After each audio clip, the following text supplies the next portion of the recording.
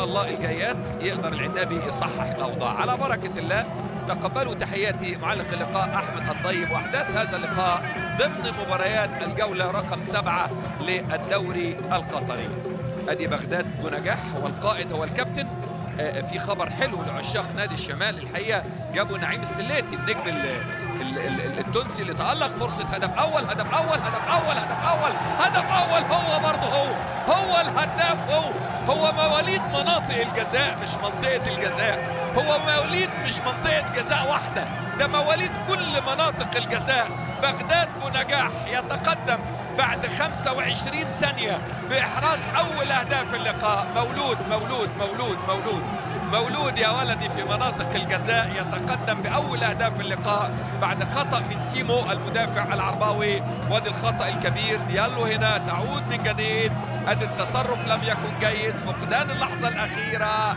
نعم التغطية كانت متأخرة، لكن بغداد لأنه عارف حواريها، عارف زقاق المدى، عارف شوارعها، عارف كل ركن من أركان مناطق الجزاء.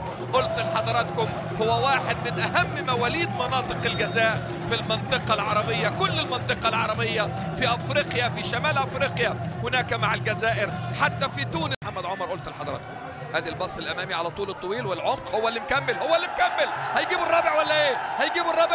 لا لا لا لا لا لا لا لا لا لا لا لا لا بالاربعه باتت مقنعه. عمر يا عمر دلعت بغداد بنجاح يا عمر، من بغداد الى عمر، من عمر الى بغداد.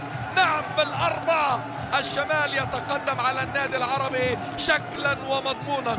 الشمال يستحق بالطول والعرض، الشمال يستحق بالشمال ولا باليمين، عندهم الخبر اليقين باليمين ولا بالشمال. الشمال يقدم كورة آخر جمال. الله الله الله الله الله الله الله، يا عيني يا عيني يا عيني يا عيني. خطأ جديد لدفاعات النادي العربي، وإبداع وروعة ما بين الثنائي الخطير بغداد بنجاح ومحمد عمر. أي روعة أي إبداع، الاثنين ليهم في صناعة المتعة باع. الله الله الله الله الله الله الله. 4-2. كرة القدم كما يجب أن تكون يقدمها نادي الشمال. ارفع العلم فوق، من حقك يا سيدي، ابسط يا عم ما تشيلش هم. تاني من جديد بغداد، الخامس يا بغداد،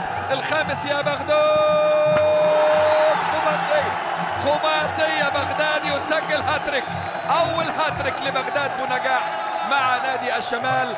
يرفع رصيده إلى 9 أهداف، يتصدر ويتبوأ مقعده كهدافا للدوري، ويتسع بالفارق بانتصار هو الأكبر تاريخيا لنادي الشمال مع النادي العربي.